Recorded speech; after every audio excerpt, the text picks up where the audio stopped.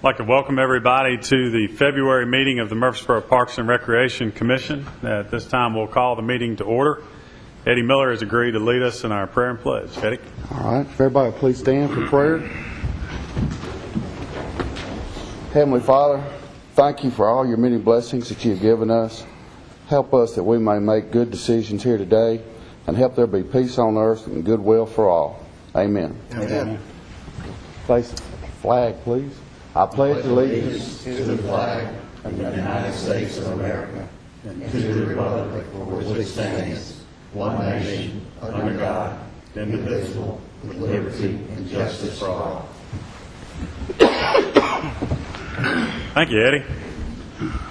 Before we get into our agenda and in business, we've got a very special guest that I would like to recognize. We have Mr. Casey Couch has joined us today from Troop 197 and Boy Scouts. Casey's here today working on his citizenship and the community badge. Casey, we'd like to welcome you and good luck to you. Thanks for being here. Everybody should have gotten their packet earlier in the week. Contained in that packet was a consideration for approval for the minutes from our January meeting. I also believe that you received a revised copy when you arrived today that had a couple of small corrections on it. So please reference the revised copy. And this time we'll entertain any questions or corrections, and if there are none, a motion for acceptance. I move to accept the revised minutes. We have a motion and a second. Any discussion? Being none, all in favor say aye. Aye. Opposed? Motion carries. First item under new business is we've got more award recognitions. This never gets old, Lanny. Mr. Chair and members of the Commission, very proud today to show you and present to you some of the awards that we have received since our last meeting. One of them is from the Murfreesboro Christmas Parade, and we received a 2011 Spirit of Community Award. Just show that to the folks out in the audience. For our float, where we had the Cedar Bucket in there, and I know Council followed that, but that was much in the tradition of what we were trying to do for our bicentennial. One of the other awards that we have got notification on that we have not received yet, but we will be receiving February the 11th, and representing us at the Tennessee Board of Directors for USTA, United States Tennis Association, will be Mona Herring and Thomas Laird, and they will be accepting award congratulating us on the award-winning tennis championship for Junior Tennis Tournament of the Year in Tennessee. So we'll be receiving that honor.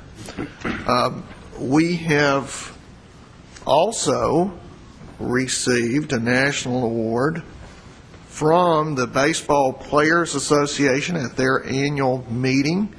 They awarded Barfield Crescent Park as Facility of the Year for the nation.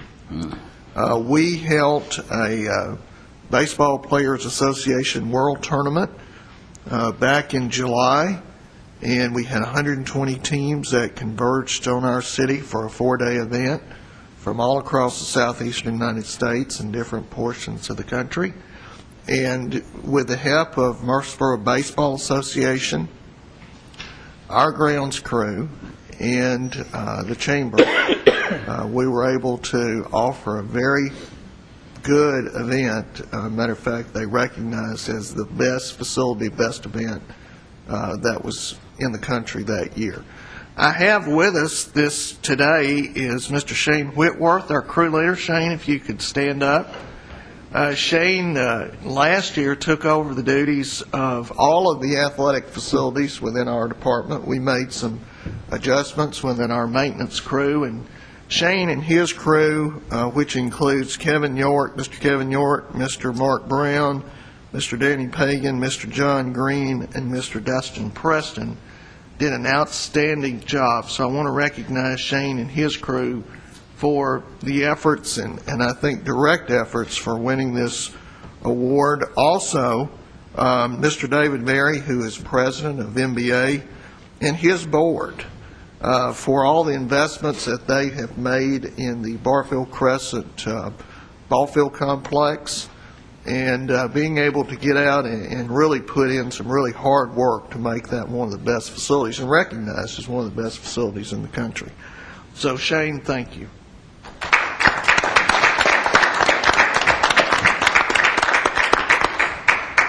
The other award that we're very proud of is we were contacted by the Employer Support Group, which is a volunteer group for the Guard and Reserve, and for our efforts we were recognized and nominated by one of our recent employees, former employees that joined the Guard and is a part of the Reserve, and for all the things that we did to make that transition easy for him. He recognized us, and they came by and they represent the Department of Defense, and they gave us a Patriot Employer Award, which I want to share with the Commission, which I think is very nice and a nice recognition for Murfreesboro Parks and Recreation in the support of the Guard and the Reserve. So I wanted to share those as well with us. All right, That's my Lanny. report. Some nice recognition. Thank you. Shane, thank you for being here and for all you guys do. You make these recognitions possible. Move now to item 2 under new business. Terry Womack's with us today. Terry's going to give us an update on the 2012-13 Sunshine Players schedule. Terry, welcome. Thank you. Good afternoon. We will be starting our 23rd season of doing children's theater, and so we've made some changes, I think, that are necessary, having had so much experience with it. Last year and subsequent years, I guess, our membership was $30, and we gave free acting classes. And we had a slow start in acting classes. Well, now they have taken off like wildfire, I guess. But the problem is that we have a lot of people sign up for them way in advance, and then we have to put a cap on it, and new people want to sign up, and we're like, the class is full. Well, then those old people don't show up, and so we lose out. So we think that if we charge even a minimal amount, that we'll at least be guaranteed to get people in that really want to be there. So we lowered our regular membership back down to $25. So if you're a regular member, you can be in our place. If you want to take acting classes as a member, it's $25 per 8-week session. That's like $3 a day, which is like coming in the door at Patterson. If you don't want to be a member of the Sunshine Players, but you still want to take acting classes, it's $40 for 8 weeks, which is $5 a week, which is still pretty cheap for an acting class. I know parents were going, wow, you should see what I pay for violin lessons or voice lessons or this, that, and the other. So we're still offering a really good service for a very minimal amount of money. We do offer a showcase at the end of the 8 weeks to show parents what their children have learned, and the showcases are free. We don't charge tickets for that.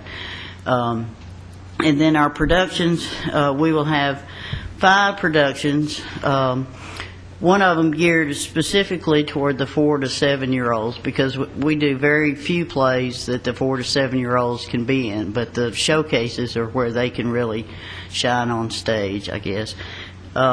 So we're looking at, now a lot of this is based upon the contingencies of getting the rights and stuff, but we're looking at doing the musical version of Dear Edwina Jr., and then the Little Kids Christmas, and then Dickens' Christmas Carol, and then the Trial of the Big Bad Wolf, which we'll be putting on at the courthouse, and then the Just So stories, which is Rudyard Kipling story. And so I think we have a good season coming up.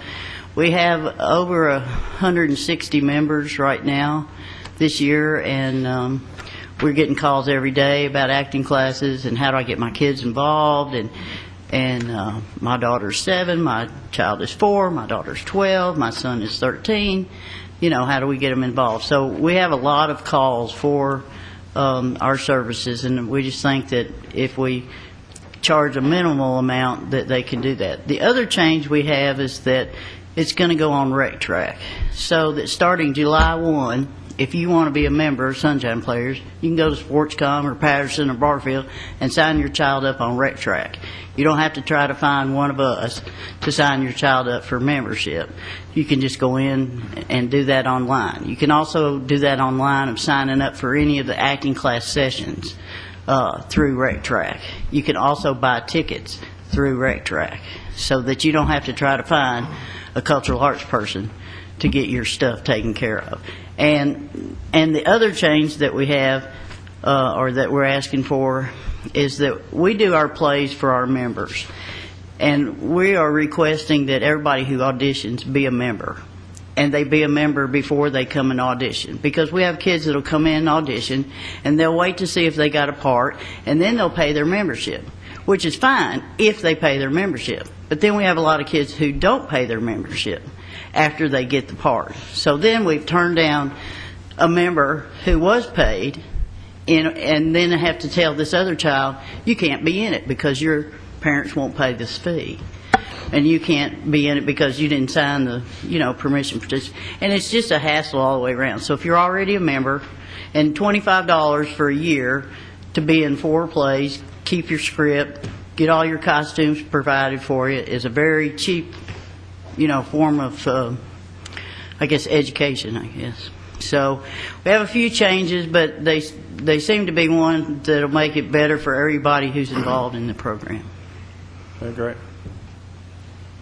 Any questions of Terry regarding any of the programs or proposed changes? Yeah. Terry, let me make sure I understood what you just said.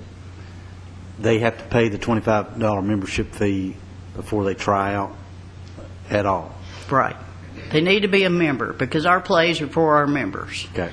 So if let's say Laurel's not a member and she decides she wants to be in a show that we're doing, well, then she needs to go to the front desk and be a member. Bring me that receipt, and then she can audition. We don't have that problem with all the parents not paying for it, but I've got one right now in a show that we're doing that we have sent emails, that we have talked, that we've done everything, and we cannot get this mother to pay this fee.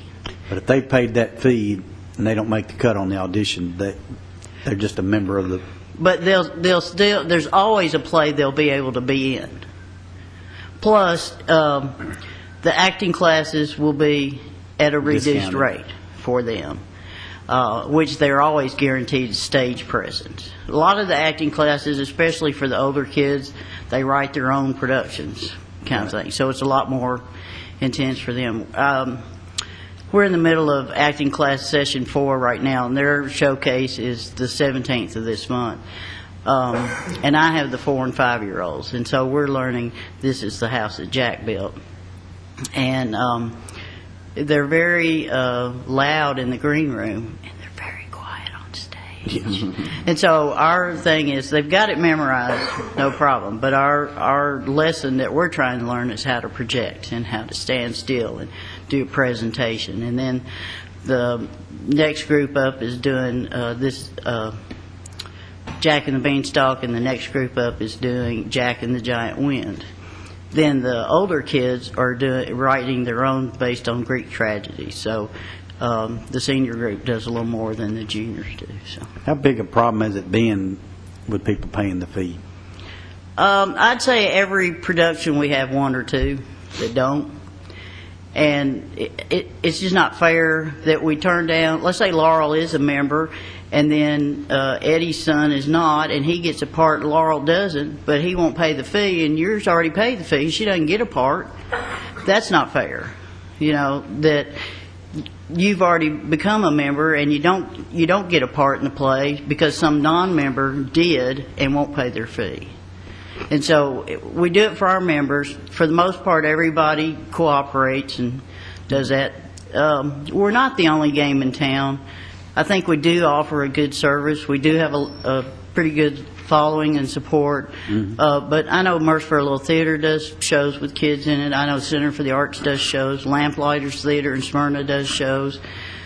Cannon County does shows that have kids in it. So there's lots of places that kids can go where they don't charge anything.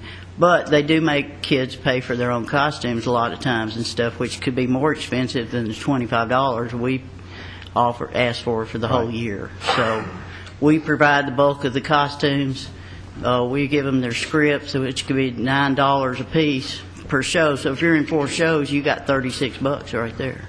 So that paid your $25. So, Thank you. Any other questions? Do we need to approve this? Yeah, I think we need to approve these changes. I so move. Have a motion and a second. Any discussion? All in favor say aye. Aye. Opposed? Motion carries. Thank Terry, thank you. thank you. Appreciate you being here and everything you do. By the way, today is mine and Marlene Sewell's 26th anniversary with the rec department. Wow.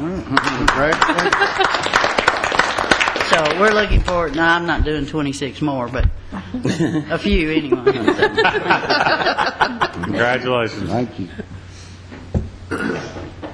Moving now to item 3. Bart Feist joined us today to give us an update on the buy one, get one free special and the 25% discount. Bart, welcome.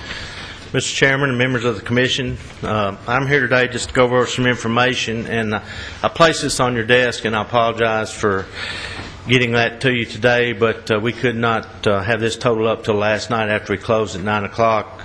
I want to thank Tommy Gregory for staying up a little late, getting all the facts and figures together to give to you today.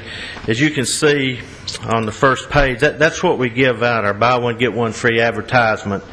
And that runs from December the 12th, and it ran to December the 31st. And also on the behind that, it was our 25% discount, which we advertised, tried to get out early to all our customers, to new people in town who might be interested in taking advantage of this great program I think we've put together to get the new year started right.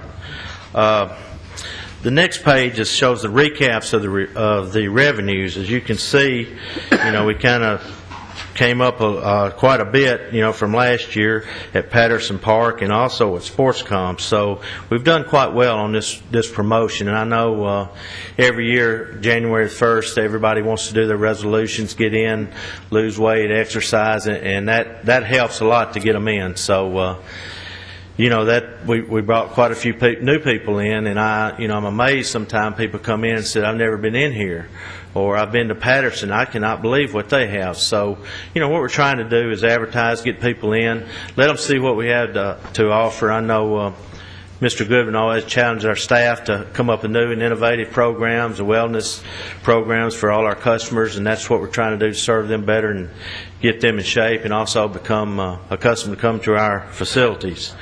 Is there any questions about the revenues? As you can see, it's done quite well. We're very pleased with it.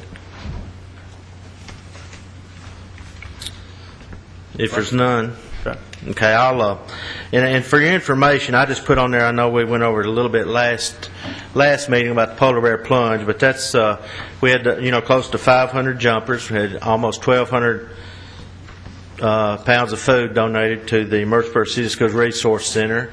And again, I want to thank Mr. Ricky Turner for taking one for the team. He was out there, and of course Chris Bratcher did our PA system and MCing, so I want to thank them.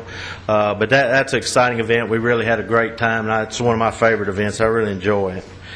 And on your last page there in your information, I just put that in for your general information about the early voting period. We work with the voting commission on early voting. As you see, there's going to be a lot of primaries and everything coming up, and those few states already had theirs. Ours is coming up here shortly.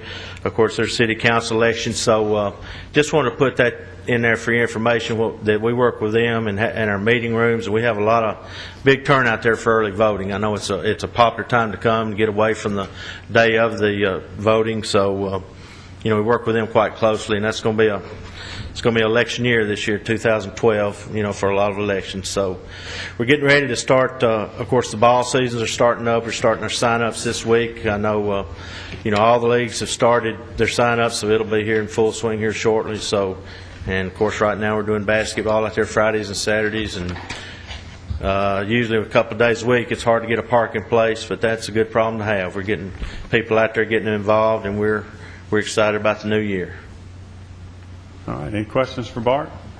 Mr. Chairman, I noticed this past week in the paper that Mr. Fight was given some kind of humanitarian or leadership award or something.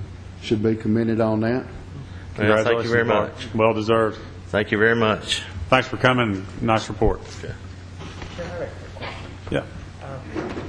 Where are we on, we've talked a couple of times, I know at the council level as well, about how successful the water park has been and where we're having maybe some overflow issues on parking, but have we talked about adding on additional parking? We have, Mr. McFarland, and what we have done is in our CIP, we've got some recommendations for additional parking and some other improvements there at McKnight Park, along with, in this coming CIP, the improvements to Sportscom, Starplex. So we'll be addressing pretty much the entire park, but we're going to address that additional parking overflow. And what we've done is we've knocked out a piece of curb and made a grassed area for parking. We seem to accommodate, but we do have overflow. We've bumped our numbers up.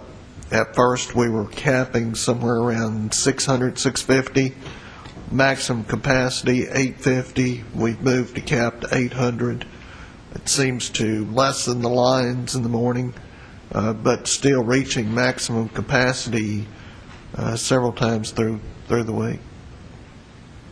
So, but we'll be addressing those in our CIP and hopefully bringing some recommendations back to this commission. It's a good problem to have. It is a good problem to have. Well. Item number 4 under new business, Deborah Pascal's joined us today to give us an update on the FUN project. Deborah? Yes, hi. As you know, the FUN project is now, has ended its pilot project for the spring, or for the fall rather. And we have, it's been a successful program. We've had a lot of folks involved. We've had volunteer groups, we've had Eagle Scouts, teachers and principals. The FUN project, by the way, means Families Understanding Nature and Nutrition. So this first pilot project was mostly focused on nature and physical activity, getting the kids outdoors to learn their science lessons. They would go outdoors during science class. And it just has turned out to be very well received.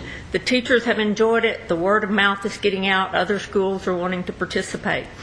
As you recall, we were here a month or so ago requesting to apply for a second grant for phase 2 of the project. And we are very excited that in phase 2 we're going to add more players. On the FUN team, we've got Mary Lee Smith and Kim Campbell with Coordinated School Health, and Gretchen Campbell and the Extended School Program staff are going to be heavily involved.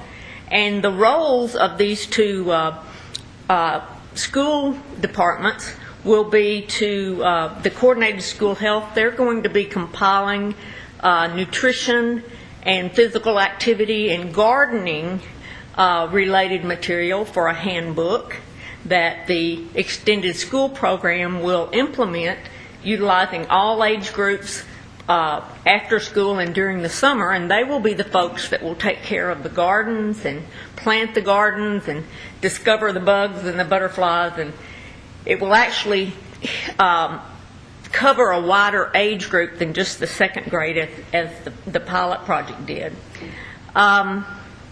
So the Parks and Recreation Department will continue to work with Eagle Scouts and volunteers in providing outdoor classrooms and making sure that there's the natural elements that they're studying in their science classes, that those things are available outside, outdoors.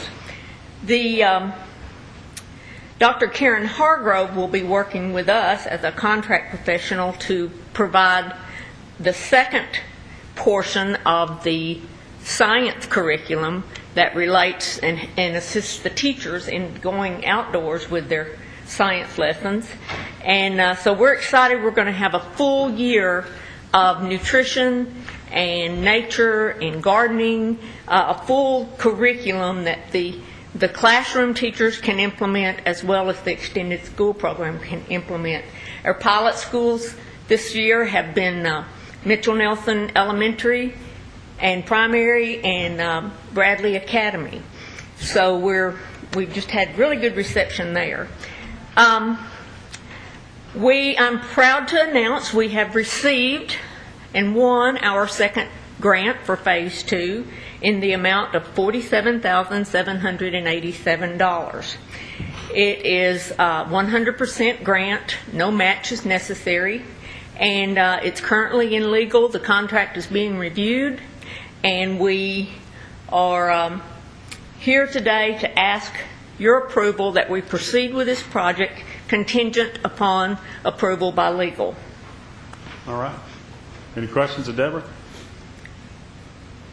Grants are always good news. Well, if there are no questions, we need a motion on acceptance of the grant pending legal. Second it. Have a motion and a second. Any discussion? All in favor say aye. Aye. Opposed? Motion carries.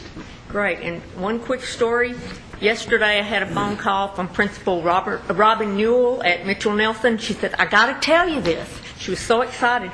She said, we had a big hawk land right outside the windows by the little mini pond, and he stayed there for the longest time, and we were just then he flew across the street and just hung out for a while, and she was excited. So imagine how the kids must have been to see this big hawk so close.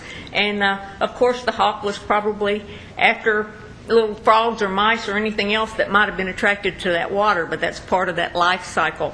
But it's working. The teachers are getting excited. The kids are getting excited, and so thank you very much. We hope to expand this program into all the schools as time goes by. Thank you. Deborah, thanks for being here, and it's a great project and well run as always. We appreciate it. Mr. Chairman, if I may, it is a pleasure to partner with the city schools, and my thanks to Dr. Linda Gilbert and all of her staff for all the cooperation that they have given us. It's a very important task. Children tend now to stay more indoors, stay less active. The goal of this program is to really make them aware of the outdoor, the environment, the things that they can see, the things that they can appreciate, and get them back and get them engaged in nature, because we're facing the fact that this generation may not outlive their parents if we don't do something, and that's a national fact. So what we're trying to do is we're trying to start a whole new movement within Murfreesboro, and it's really following a national movement to try to get kids re-engaged into outdoor activities so that they become healthier, they become more aware of their environment, and they feel more comfortable when they get outside. So you can see some of the goals that we've got listed at the bottom of the page. But so far it has worked, and we have gotten kids excited and re-engaged in getting back outside and back into nature. Thanks, Lanny. Okay. Item 5 under new business, Kelly Baker is going to give us some updates on the changes recommended to our volunteer form and policy. Kelly?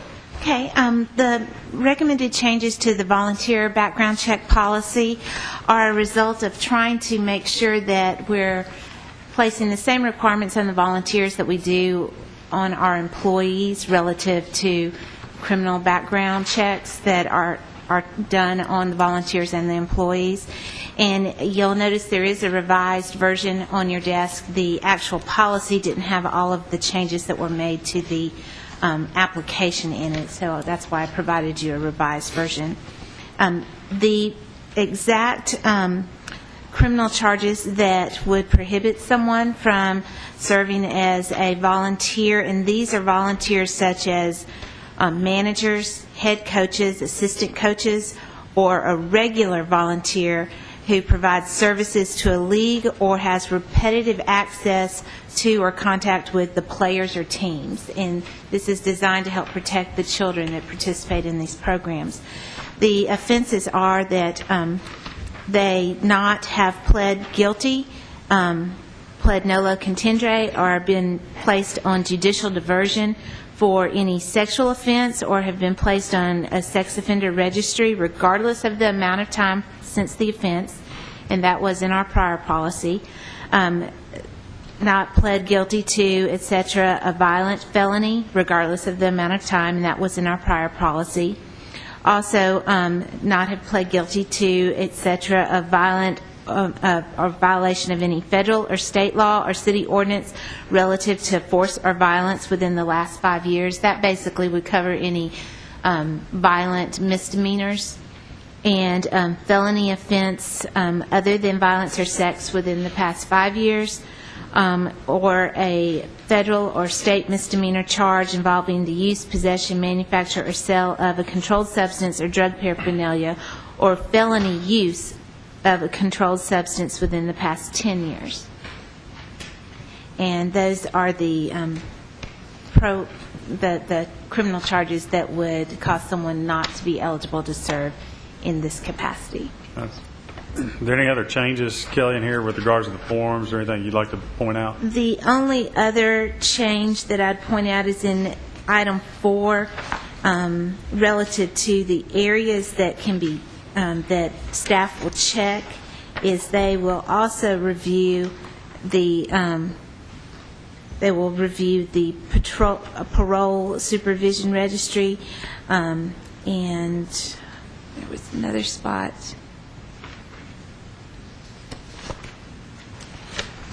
That's the only other change. Okay. Mr. Chairman,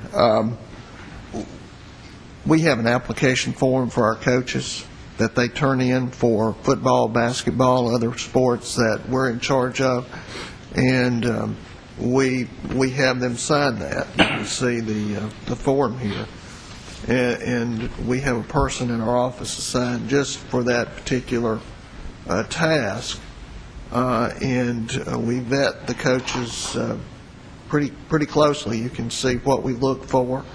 And I can tell you that we've had some pop up in the last few years. Some, if they do, then we take that a step further. We go and ask for a TBI report. So we go the extra step because we want to make sure that our children are safe in all the sports and activities they're participating in, even our volunteers that we put in a community center or day camps or anything else has to fill out this form. And then, in addition to that, our leagues, we put in the agreement with all of our leagues that a background check has to be performed, and they have to provide us a letter that has been done prior to engagement into any activity. All right. Any questions? I have one question. It's a hypothetical situation, and it's on letter E, 3E. Say there's an MTSU student, 18 years old, has some bad judgment, and he's arrested for possession of marijuana. He serves his probation, and his name is expunged. Would he say he answered, no, my record's clean? If someone's criminal record has been expunged by the court system, the state laws require everyone to treat that as though it never happened. If a judge has ordered that it be expunged, then once it's expunged, the individual does start with a clean slate. And typically, someone has one shot at getting their criminal record expunged, and a second offense would not, a judge typically would not allow them to have a second offense expunged, if that's a concern. Thank you for that clarification. It's a good question. Any other? I have a question as well.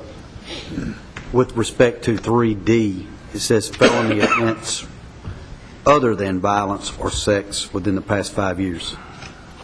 Does that pretty much include any kind of felony offense? Yeah, that's any felony offense, and that's capped at a 5-year. That if it occurred within the last 5 years, that could encompass things such as burglaries, thefts that would have been felony thefts. So, Would also include mortgage fraud, wouldn't it? yes. So even somebody that's not committed any kind of violent act, but was convicted of a felony that actually dealt with something not akin to safety and security of our kids, would be prohibited from participating, right? That would cover those nonviolent felonies within the past 5 years, and I would leave it at your discretion as a commission if you wanted to recommend removal of that. But I don't really know of a specific case, but on the other hand, once somebody's paid their due and they've tried to and they're trying to rehabilitate, and they've obviously haven't been involved in something that's violent or something that's of a nature where kids or others are of a potential danger, it looks like that might not be such a bad thing to help somebody try to rehabilitate, not continue to punish them for something of a nonviolent nature and something that didn't deal with necessarily with theft of property or some other kind of thing. So I don't know. I don't have a strong feeling. I just feel sometimes for folks that are, that paid their due to society and they're trying to rehabilitate themselves, that maybe we shouldn't continue to penalize them for something like that. in the prior policy, it did focus on the felonies that were the violent felonies and the sexual offense felonies. It did not include the nonviolent felonies. Now, employee job descriptions do include nonviolent felonies within the past 5 years. So that was why this change was made, to mimic what an employee would be required. Yeah, and I think you kind of have to draw the line sometimes between volunteers that are unpaid and people that are paid.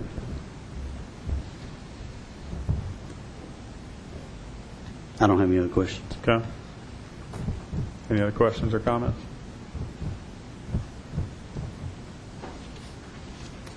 There are none. Need a motion. If Mr. Tipp's comments are the wishes of the commission, I have no qualms of going in and putting it the way it was. But what we had done is we had basically made it reflect the requirements of an employee. So, if you want to make that I really hadn't had amendment. enough time to reflect on this. People's safety and security is of prime importance, and these other violent crimes, I got no problem at all. And then there's other crimes, felonies that I can still see, even though they're not necessarily violent, I can see reasons why we would still want a condition. But I hadn't had a really good chance to reflect on as to why I really can strongly say we should change it.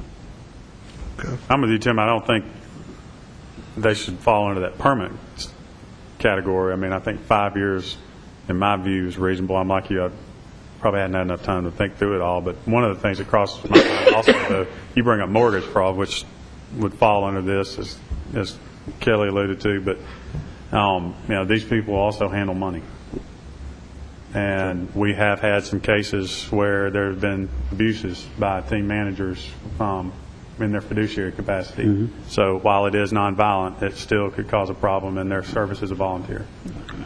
I was thinking along the same way. I know there's some traffic violations that might come up to be these nonviolent felonies, and then I think, well, do we hold that against them? But again, they may be transporting kids or something down the road. Do we want to think on it and bring it back next meeting? I mean, do we have enough time to do that? Oh, yeah, that's fine. Sure. Would y'all prefer to do that? Give it just time to, or are you? Well, is it too much to ask of legal counsel to maybe delve into those types of crimes? I know you can't enumerate them all, but if we could kind of have a better, I'm not an attorney, I'm not familiar with all of. Actually, I've got a list that I prepared when I researched this issue before, that I can provide to the commission members, so you can get a feel for the various categories of criminal offenses in the state code that this would cover. I think it is a little eye-opening when you look at all the various criminal offenses that would be captured.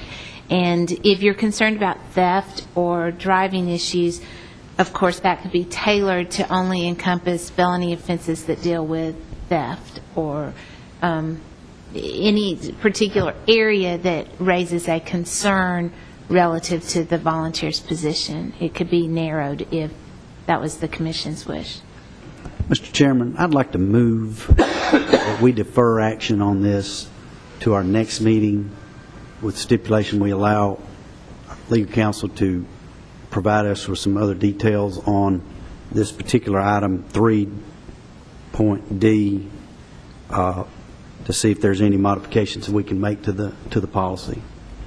I just have one quick comment, that I think we want to be careful from a legal standpoint as a commission to start going through a list of felonies and say, well, we think this one is Some probably... are lesser than others. Yeah, so I don't think that's what, as a commission, we need to go through and look at a list of 20 saying, well, we think this one's worse than the others, but I just think we get into maybe some inconsistency when we do that. Yeah.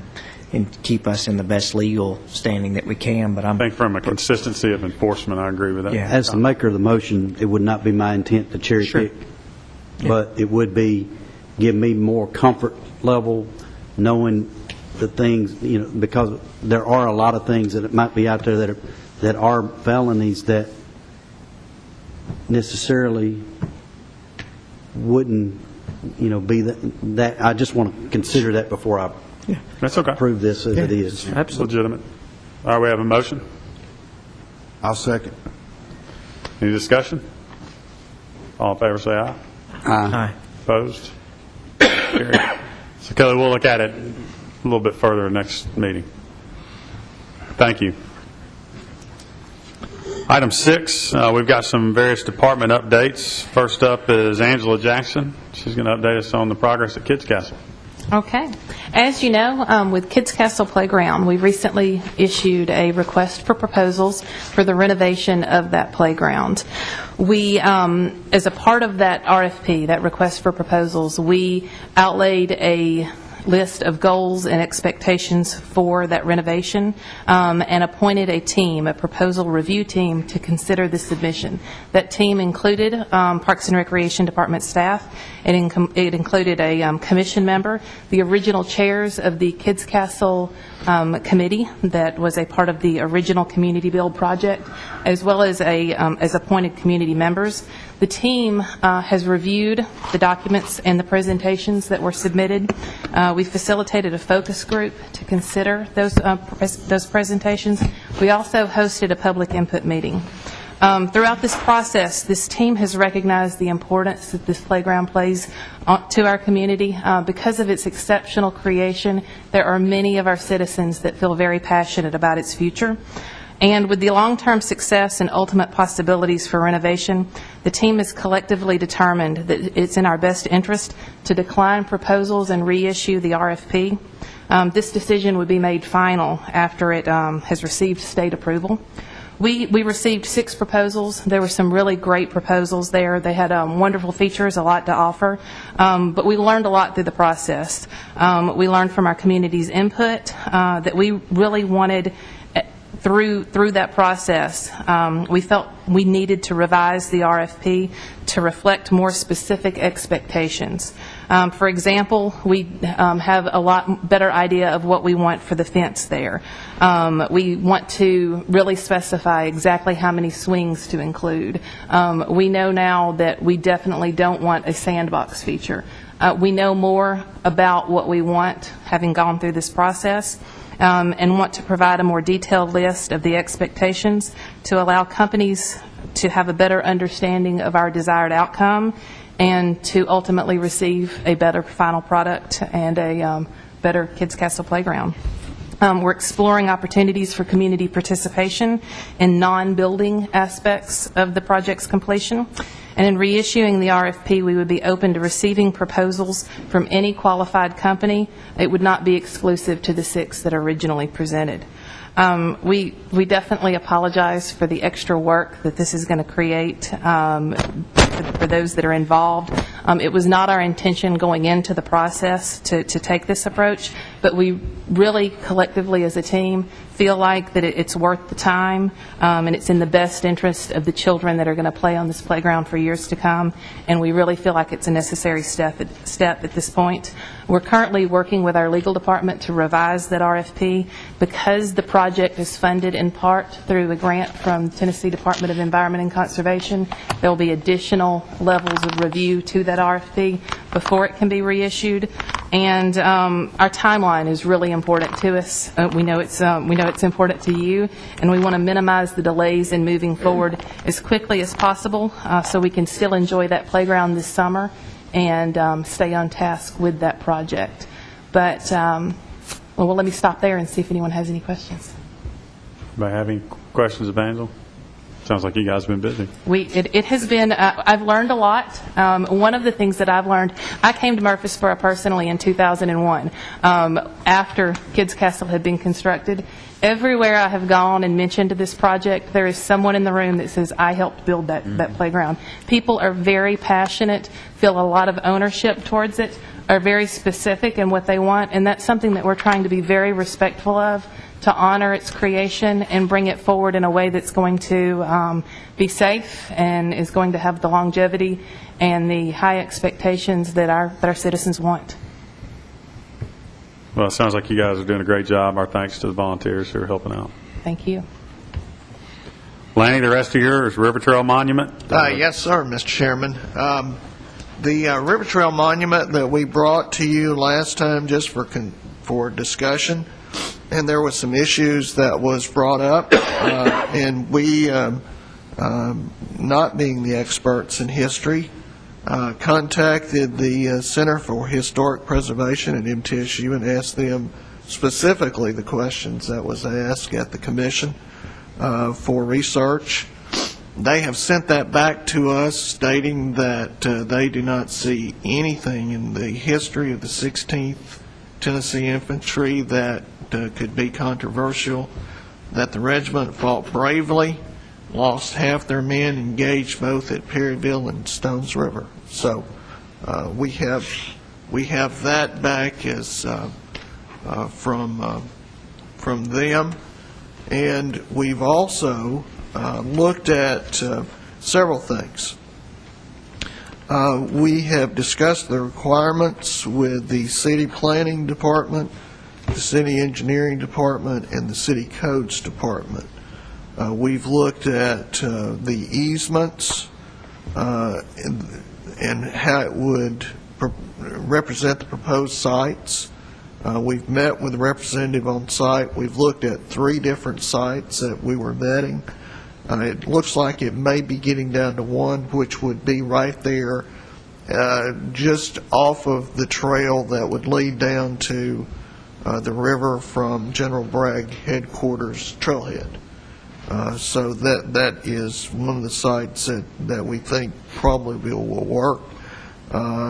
But there's going to be a list of requirements that we're going to ask the proposers to submit to us, an engineered site drawing. We're concerned about the structural integrity of the monument itself and how it's going to be anchored, so we're going to ask for a soils engineer to look at those particular elements, and there's several other things that we're going to require. But we think that we can get through that possibly this coming month and may have a recommendation for you if they can meet that timeline. And of course, once we give them the requirements, it'll be up to them to get that information back to us. As soon as they get it back to us, we can review it. I think we'll be ready to come back and make a recommendation. Okay, Lanny, thanks.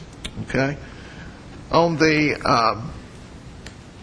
River Trail Phase 4, I want to give you an update. We haven't done that in a while.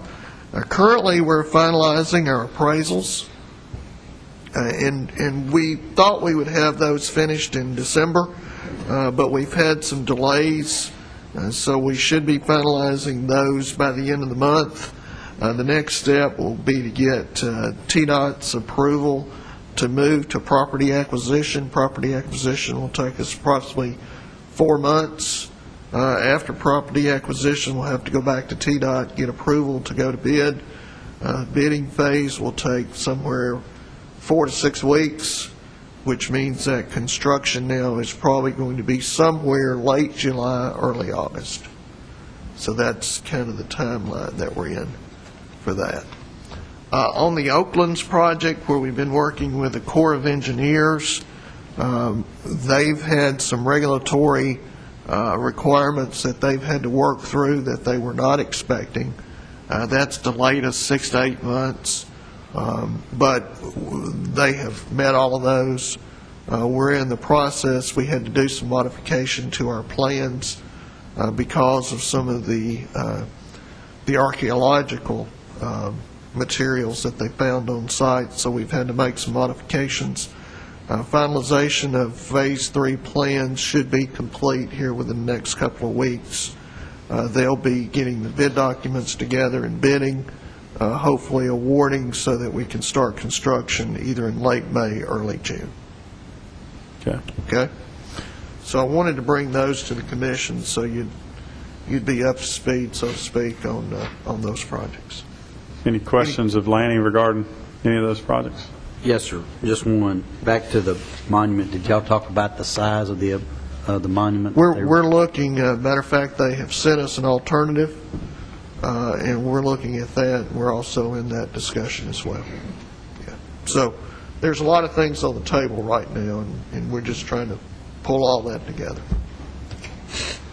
Also on that, Mr. Goodwin, on the river trail, will there be will there be a limit to how many monuments or how many things that we can place on, or will it just, I don't want it to look like Las Vegas, you just every time you go somewhere there's a monument or something, I'm just wondering, is it so many square feet or so many, have we come up with anything like that, or if anybody just want to put a monument or dedicate Mr. something? Turner, of course, this one is, our river trail tells the story of the Civil War. When you walk from Thompson Lane Trailhead, which is where the McFadden Trace is, down to Fortress Rosecrans, that was the initial portion of the Greenway. Right. Very historic walk through there.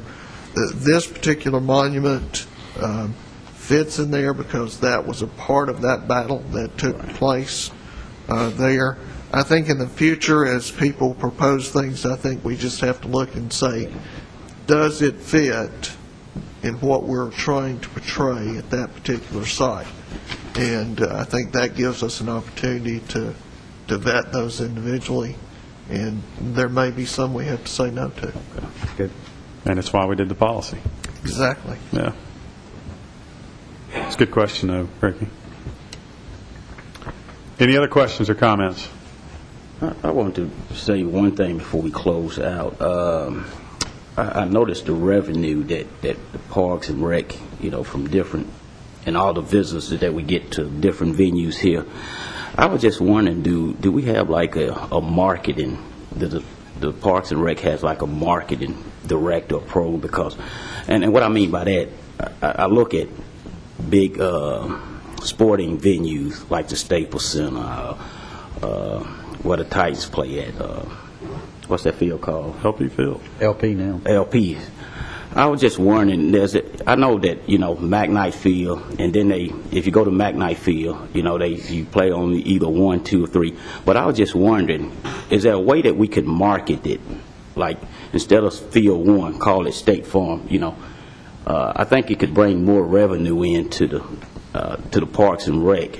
As we was talking about the Tennis Association, this new park, the new tennis court that they're going to make. I think some individuals, if not only individuals, but maybe some companies would love to have their name on a new project like that. I know growing up over in that area, I know there was some, when I was a little boy, Mr. Bobby Smith, he was very instrumental in urban youth getting active in tennis. So I think that's something that we should probably look at and see if we can market. I know there's a lot of events that go on out at Siegel Park, and that would bring not only business to the activity, but also maybe to that company, let them know, well, right. I was Just something to consider. There's several ways that you can sell sponsorships, and of course, those sponsorships turn into really advertisement for those particular businesses. In different cities, different park systems do it differently. I used to teach at the National Business School for the National Recreation Park Association, and we held that at Oglebay Park, which is right in West Virginia. And Oglebay Park was donated, but when you go to Oglebay Park, you stay in the Wilson Lodge. You may stay in the Klein Wing. Right. You know, you'll go to the Good Zoo, or you'll do something, but everything had a price tag. Right. And everything was marketed for sale. You know, we could make it Turner Golf Course there for $2 million. Yeah. So, It's got a nice ring to it. Yeah. Bring your checkbook? Yes. so, you know, there's a lot of ways that you can look at having revenues for that, and I know that we have talked about generation of revenues. We produce about 38% of our budget, which is a little above national average, which is close to $4 million. Some cities produce more than that. Others try to do things, but we are a market-based service. I mean, people actually shop our services. We have a marketing person that we compete some in the open market, but we try to be more of a governmental service in that competition as well. We don't try to be absolutely best, and we don't want to be the worst. We want to provide good service at a good quality and value for what you're paying for. I know that many of the leagues seek sponsorships. I know for our basketball league, for our football league, we have sponsorships. Some of the folks on the commission actually sponsor some of the teams, and we place that right on the back of the T-shirts. Great advertisement when they go out into the community. But it is something that we have talked about and considered. You know, my thing was thinking, probably not so much the team sponsorship, but just the building, building of the facility itself, And I know, like a lot of high schools, they have the new baseball fields or the football field. And I'm not talking about having all these signs on different, fields, all these fences on a sign like maybe Oakland or Siegel or the high school. But I'm talking about a Pacific group, like maybe State Farm, since State Farm is right across from Sportscom. They may want naming rights to Sportscom and pay so much a year, or some other company may want the naming rights for so many years, I think that kind of helps out advertisement. It helps out Sportscom, and also helps out the citizens of Murfreesboro as far as paying anything extra. Because I think even though the USA Tennis Grant, USTA received the grant, but there's still something that the citizens are going to have to pay for their tennis court. So that kind of alleviates some of that payment, Right. Thank you. Thank you. Thanks, Ricky. Any other questions or comments? Casey, thanks for being with us today. Hope you get Eagle Scout. Good luck. We stand adjourned. Thank you.